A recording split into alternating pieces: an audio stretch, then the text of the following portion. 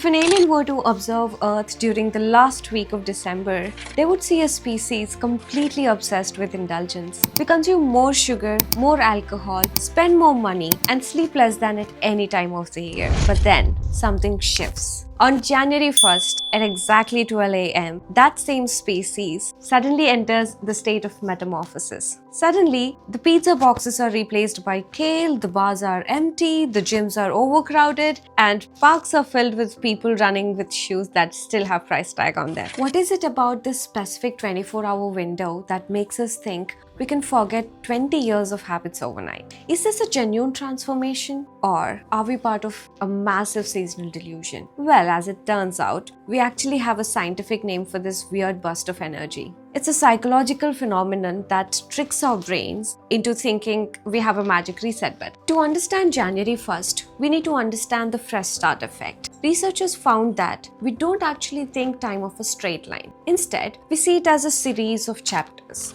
And January 1st is the ultimate chapter break.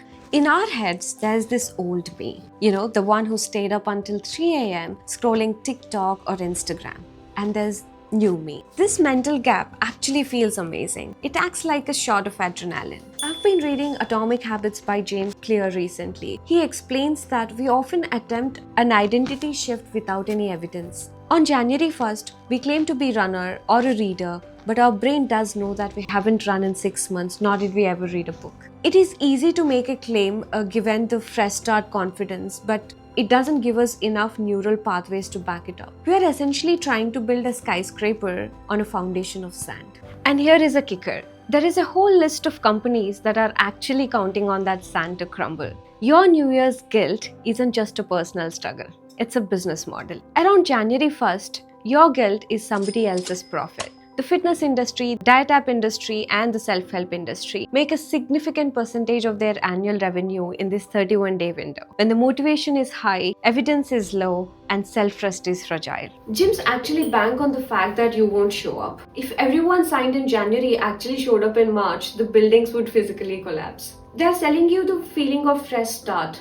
and not the result. This is why we fall for the outcome trap. We were so much focused on the shiny new goal that we ignore the environment. Environment is the invisible hand that shapes our behavior. Environment on January 1st is motivation. But by January 15th, the environment goes back to being work, stress, and convenience. Every time there's a fight between environment and motivation, environment wins every single time. And if you think I'm being cynical, you don't have to take my word for it. We can see this collision between motivation and reality happening in real time. According to the numbers, most of us don't even make it to the second week of January. Fitness apps like Strava have analyzed millions of activities and identified one specific date, the second Friday of January. It's called the Quitter's Day. It's the exact point where the fresh start effect starts to wear off and the reality sets in. Why is this failure so consistent? We call this false hope syndrome. We set goals that are too large because the act of setting them gives us a dopamine hit. We feel like we have achieved something just by buying a pair of running shoes. But when the January newness fades, we are left with the same old brain and same old craving. This is when the January metamorphosis usually dies. We see it as all or nothing.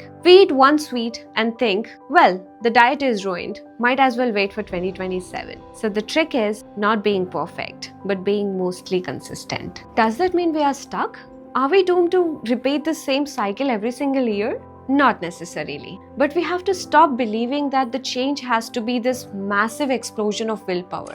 The January delusion tells us that the change is a grand dramatic event, but the real metamorphosis is usually quite boring, incremental, and rarely makes for a good Instagram story. The truth is, January 1st isn't a magical reset button. It's just another day on the calendar. The Earth doesn't care that it finished a lap around the sun. Your neurological pathways certainly don't care about the date. So let's think about New Year like this. It's a great way to start the spark, but a terrible way to build a fire. So if you're actually looking for tools to bridge that gap between the January motivation and the February reality, I have to recommend Atomic Habits by James Clear. To be honest, I've never been a fan of self-help books. I always thought they were selling some vibe-based fluff, but this one is particularly different. It actually hooked me from the start to the finish.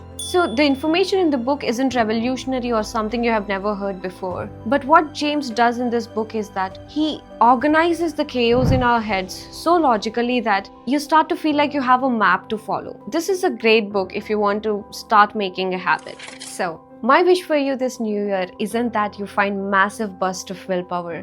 It is that you find ways to make your goals so small, so easy that you don't need New Year energy to do them. Let's make this the year we stop waiting for January. So cheers to a very boring and successful metamorphosis. If you are ready for the shift, please do grab the Atomic Habits book by James Clear. If you have already read it, please let me know in the comments if it helped you organize your life or if you're still waiting for next January. Happy New Year everyone. I'm Shruti and I'll see you in the next one.